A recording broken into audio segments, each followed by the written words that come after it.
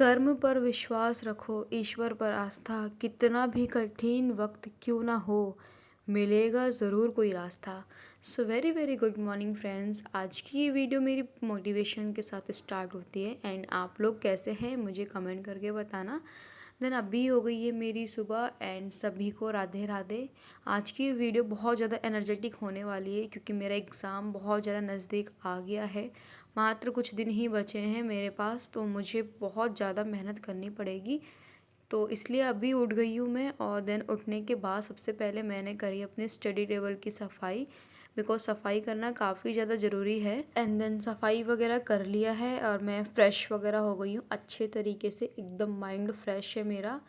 क्योंकि कुछ दिन पहले मैंने आपको बताया था जो हादसा हो गया था, उसके चक्कर में पढ़ाई वगैरह नहीं कर पा रही थी। बट आप लोगों के सपोर्ट के साथ, आप लोगों के मोटिवेशन के साथ काफ़ी अच्छा फ़ील हो रहा है मुझे। बहुत ज़्यादा मोटिवेट करा आपने, उन सब चीज़ों के लिए थैंक यू। और देन सबसे पहले मैं बना रही हूँ अपना टू डू लिस्ट, क्योंकि टू डू लिस्ट बनाने से मुझे मेरी कमियाँ पता चलती हैं कि हाँ, मैंने आज का जो टारगेट बनाया है उतना मैंने करा है कि नहीं करा, या टारगेट में कौन सी कमी है या किस चैप्टर में कमी आ रही है। तो इन सब चीज़ों से ना मुझे पता चल जाता है टू डू लिस्ट बनाने से। तो आप लोग किस तरीके से अपनी स्टडी स्टार्ट करते हैं मुझे कमेंट सेक्शन में बताना कि आप लोग भी अपना टू डू लिस्ट बनाते हैं या डायरेक्टली आप लोग अपने माइंड में ही सॉल्व कर मतलब बना लेते हैं कि मुझको ये पढ़ना है या वो पढ़ना है। तो आप लोग मुझे सारी चीज़ें ना कमेंट करके बताना। एंड देन सबसे पहले उठा लिया था मैंने जीएस, क्योंकि मेरा 13 से 20 तारीख के बीच में एग्ज़ाम कभी भी हो सकता है। तो अभी इसलिए मैंने स्टार्ट किया है अपने जीएस के साथ, क्योंकि उसमें जीएस पूछी है 50 नंबर की एंड देन इंग्लिश पूछी 50 नंबर की और मेंटल एबिलिटी टेस्ट है। तो मेरा फर्स्ट ईयर में तो मेंटल एबिलिटी टेस्ट है और जो मुझको देना है, एंड देन सेकेंड ईयर में मेरा है जीएस एंड इंग्लिश। तो अभी इस टाइम मैं अभी कुछ पे किसी चीज़ पे फोकस नहीं करूँगी। मेन चीज़ जो है मेरा जीएस और थोड़ा सा मेरा जो बीएसएफ का चल रहा है उसको लेके चलूँगी, क्योंकि अभी दिन बिल्कुल भी नहीं बचे हैं कि मैं मतलब अभी उसी चीज़ पे वर्क करूँ। तो इसलिए सबसे पहले जो पेपर है उसको निपटा लेती हूँ। और जीएस से ज़्यादा कुछ पढ़ना नहीं है, सिर्फ रिवीजन वगैरह करना है। तो सोचा कि सबसे पहले इन सब चीज़ों को, जो मेरा पेपर है ना, वो काम कर लेती हूँ। और वैसे भी मेरे पास ज़्यादा से ज़्यादा 5 से 6 दिन ही बचे हैं। आज 5 तारीख हो ही गई है और 13 से एग्ज़ाम शुरू हुए, तो उससे पहले भी मुझे निकलना पड़ेगा। तो मेरा पता नहीं है कि मेरा 13 से 20 के बीच में कभी भी पड़ सकता है। तो मुझे तो पता ही नहीं था, क्योंकि पिछले महीने मैंने इसका फॉर्म भरा था और सडनली मैंने आज देखा है। अभी तो पता चल गया कि मुझे कि इसका एडमिट कार्ड भी आउट हो गया है, बस निकलना देरी है।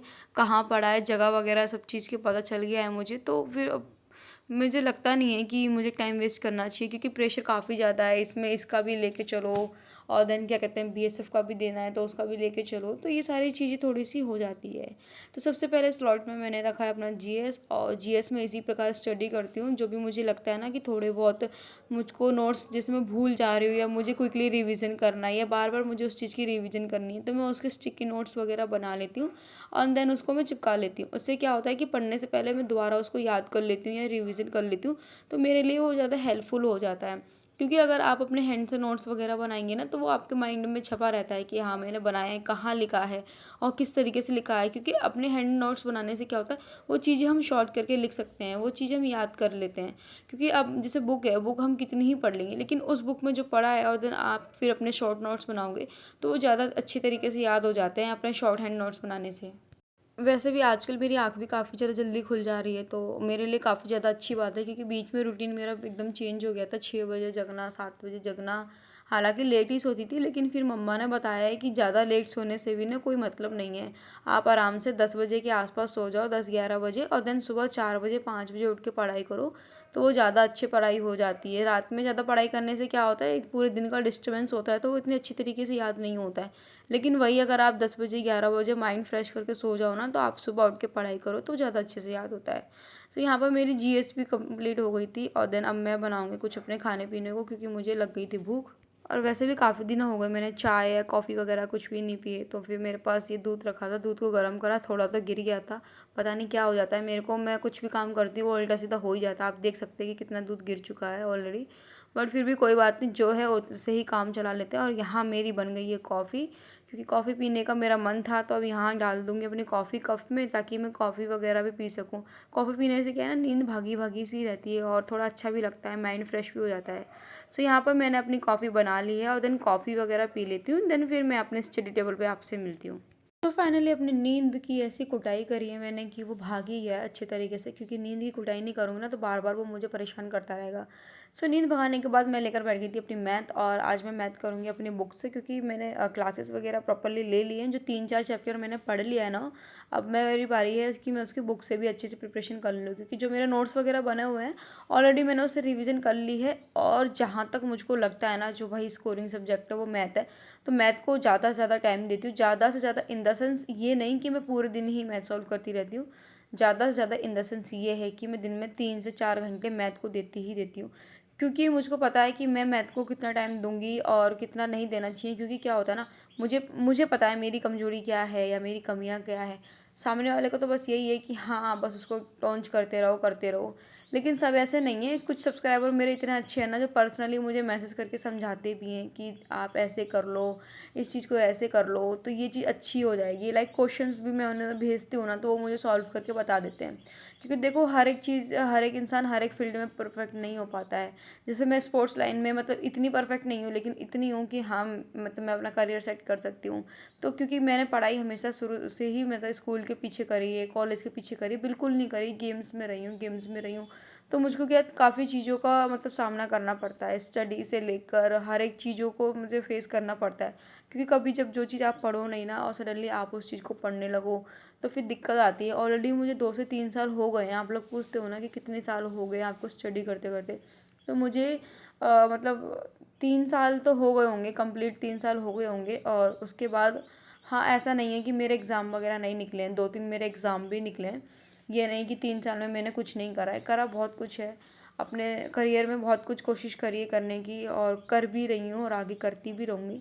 बस आप लोग का साथ चाहिए, मोटिवेशन चाहिए। जैसे मेरे अभी कॉलेज को लेकर जो भी चल रहा था ना, तो आप लोगों ने उस चीज़ को लेकर बहुत सपोर्ट करा। ऐसे ही आप लोग थोड़ी सी स्टडी में भी सपोर्ट करो। आप मुझे सपोर्ट करो और देन मैं आप लोग को सपोर्ट करूँगी। इससे क्या है, दोनों लोग की पढ़ाई अच्छे से होती रहेगी, और दोनों ही लोग, हम सब लोग मिलके, मेरी पूरी यूट्यूब फैमिली मिलके हम अपने करियर में आगे बढ़ सकते हैं, अपने गोल को अचीव कर सकते हैं। क्योंकि गोल को अचीव करने के लिए ना शॉर्ट टर्म गोल बनाना बहुत ज़्यादा ज़रूरी है। अगर आप शॉर्ट टर्म गोल नहीं बनाओगे ना, तो वो अचीव हो जाएगा, टाइम लगेगा, लेकिन वो काफ़ी ज़्यादा ना मतलब प्रॉब्लम को फेस करना पड़ेगा। लेकिन हम एक एक सीढ़ी को अगर पार करेंगे ना, तो वो इतनी मुश्किल नहीं होगी अगर हम साथ में करेंगे तो। सो इस तरीके से अगर अपनी स्टडी वगैरह करें, जैसे आपको कोई क्वेश्चन है तो आप लोग कमेंट सेक्शन में डाल दो, या मुझे इंस्टा पे मैसेज कर दो, मैं उसका सॉल्यूशन बता दूंगी। या मुझे कोई मैसेज मतलब मुझे कोई क्वेश्चन समझ नहीं आता, तो मैं भी इस तरीके से आपसे क्वेश्चन पूछ लेती हूँ और बता देती हूँ। तो इससे क्या होता है ना कि फिर हम दोनों लोग के लिए ज़्यादा हेल्पफुल हो जाता है, दोनों लोग समझ सकते हैं। सो यहाँ पे मुझे किसी ने बुलाया था और मैं उनके मतलब सुनने गई थी, क्या काम है क्या काम नहीं। और यहाँ मेरे से टॉमी मतलब बात ही कर रहा था। टॉमी आ गया था वो कि खेल लो, लेकिन मैंने बोला कि अभी नहीं, अभी टाइम नहीं है, एग्ज़ाम वगैरह आ गया है मेरा।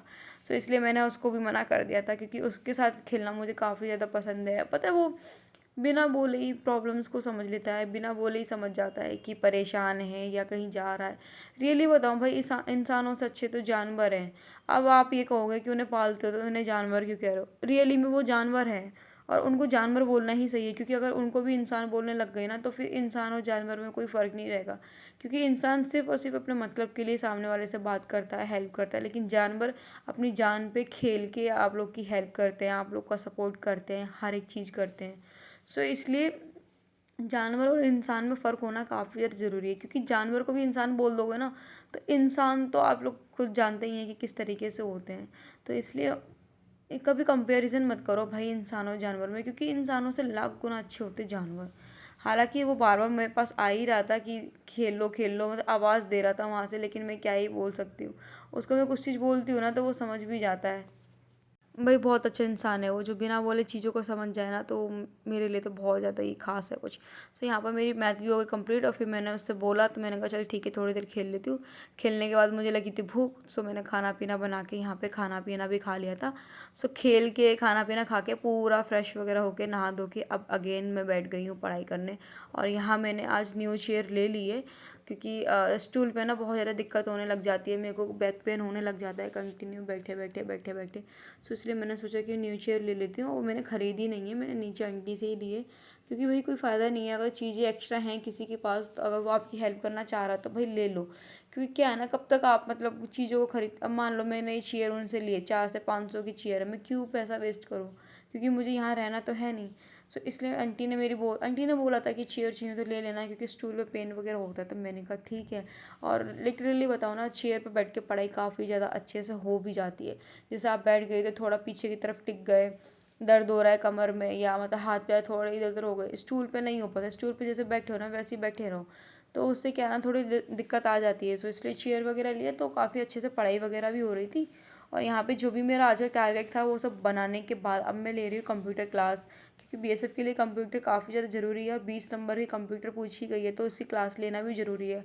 और वैसे भी सर ने अभी न्यू क्लास चालू करी है राजस्थान की, तो मैंने सोचा कि डेमो लेके देख लेती हूँ, क्योंकि कंप्यूटर 99% सेम ही आता है। 19-20 का अंतर होता है, किसी में डीप पूछ लेता है, किसी में थोड़ा मॉडरेट लेवल पूछ लेता है।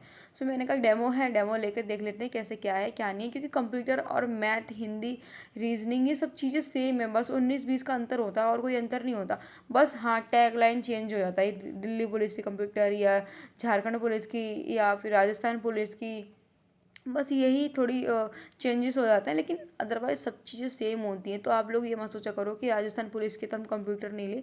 भाई अगर आपको लग रहा है कि वो चीज़ें जो आपकी बुक में हैं या क्वेश्चंस में पूछे गए हैं और वो सर करा रहे हैं, तो उसको ज़रूर लिया करो।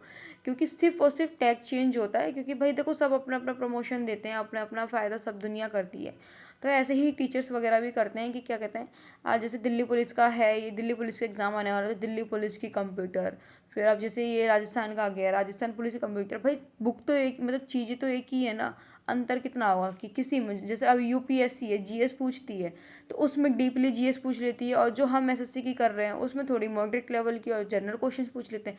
अंतर ये है कि उसमें लिखित होती है, इसमें ओरल होता है, इसमें ओटीज वगैरह होती है। तो बस यही अंतर हो जाता है। सो यहाँ पे मेरी क्लास वगैरह भी हो गई थी कंप्लीट, एंड देन जो मेरा पेपर है अब मैं उसका देख रही हूँ कि प्रीवियस ईयर पेपर कि किस तरीके से क्वेश्चन पूछे गए हैं, किस तरीके से नहीं पूछे गए हैं।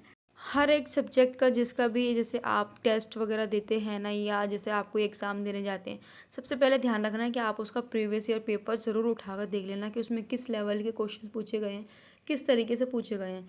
क्योंकि अगर आपको उनका मतलब प्रीवियस ईयर पेपर से ही देख के समझ में आ जाएगा ना कि भाई कि किस टाइप के क्वेश्चन थे। अब मान लो मैं पढ़ रही हूँ कुछ चीज़ और उसमें वो चीज़ पूछा ही नहीं गया हो, हालांकि पूछते सब चीज़ें हैं लेकिन कभी कभी चीज़ें नहीं आती हैं। तो इसलिए प्रीवियस ईयर पेपर देने से ना ये पता चल जाता है कि आपको भी कितनी मदद कर, मतलब कितनी वर्क करना है अपने ऊपर, कितना वर्क नहीं करना है। सो इसलिए प्रीवियस ईयर पेपर देखने से ना, मतलब अब देखो क्वेश्चन वो क्या ही पूछेगा, ज़्यादा से ज़्यादा आपका मतलब 30% 40% एक्स्ट्रा मतलब पूछ लेंगे कि अब जो नहीं पूछा गया है पिछला। लेकिन ऑलमोस्ट जो क्वेश्चन फंसते हैं ना वो पिछले में से ही फंसते हैं, क्योंकि भाई क्वेश्चन कहाँ से बनाओगे।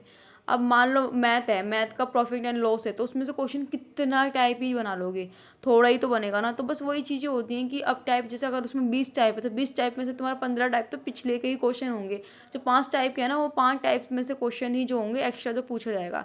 तो ये चीज़ें ना थोड़ी सी आप लोग देखा करो पेपर से पहले ना, मतलब जो आप तैयारी कर रहे हो ना उससे पहले प्रीवियस ईयर पेपर जरूर देखा करो, उससे आपके लिए काफ़ी ज़्यादा हेल्पफुल होगी और काफ़ी ज़्यादा हेल्प भी मिलेगी आपको। सो यहाँ पर मैंने प्रीवियस ईयर पेपर वगैरह भी देख लिया था, एंड देन अब मैं करूँगी रेस्ट। तब तक आप लोग अपना रखिए ध्यान और इस वीडियो को ज़्यादा से ज़्यादा फॉरवर्ड